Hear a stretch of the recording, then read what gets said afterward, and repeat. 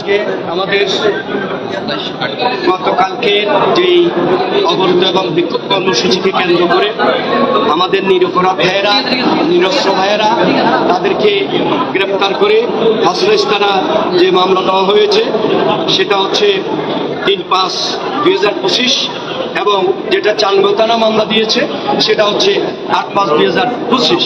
এখানে একখানে আমাদের 13 জন আর এখানে আমাদের 9 জন। এই ভাইয়েরা সবাই প্রায় আলেম, ইমাম, ওলামা। এরা কোনো প্রকার ধ্বংসুল করে নাই, কোনো ঘটনা করে নাই, কোনো পুলিশকে অ্যাটাক করে নাই। ওনারা শান্তিপূর্ণভাবে অবরোধ কর্মসূচিতে অংশগ্রহণ করেছিল এবং অবরোধ কর্মসূচিটা ছিল সকাল 9টা থেকে 12টা।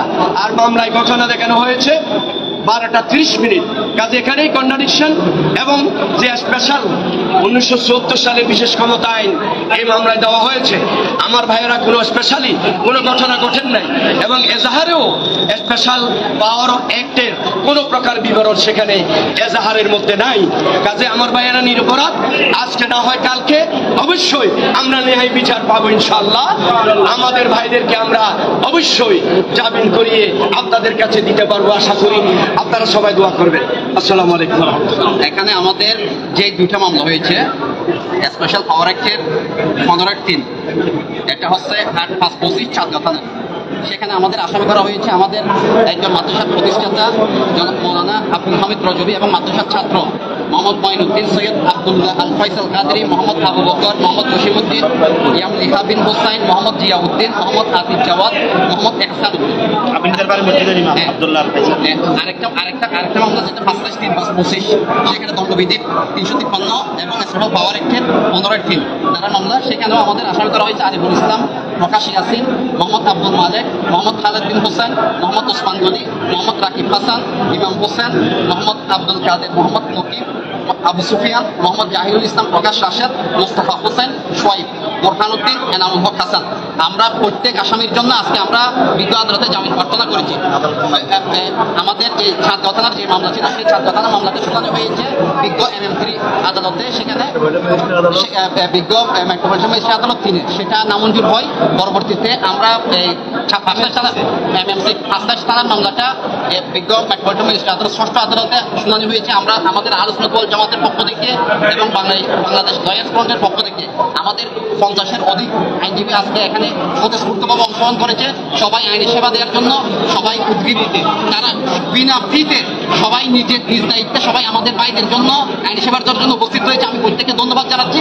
আমরা চেষ্টা করবো, আমরা কারো কাছ থেকে ফি নেব না, আমরা কোনো ফি নেব না। আমাদের ভাইদেরকে জামিন না হওয়া পর্যন্ত যত ধরনের আইনি সেবা দেওয়া দরকার আমরা সব আইনি সেবা দেবো।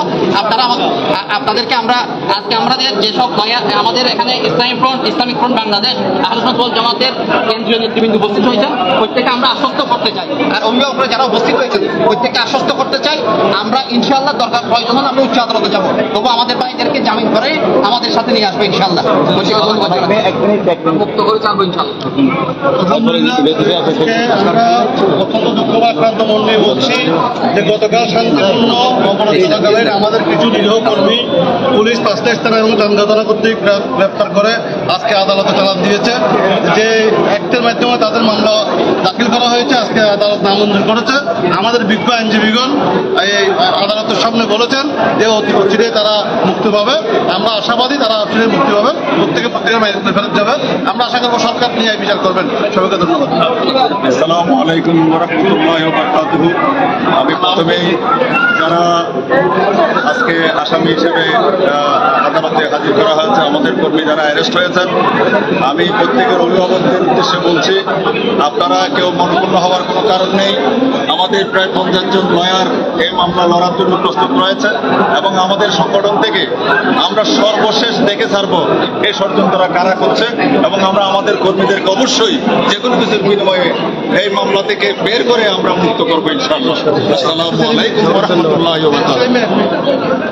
আসসালামু আলাইকুম ওয়া রাহমাতুল্লাহি ওয়া বারাকাতুহু।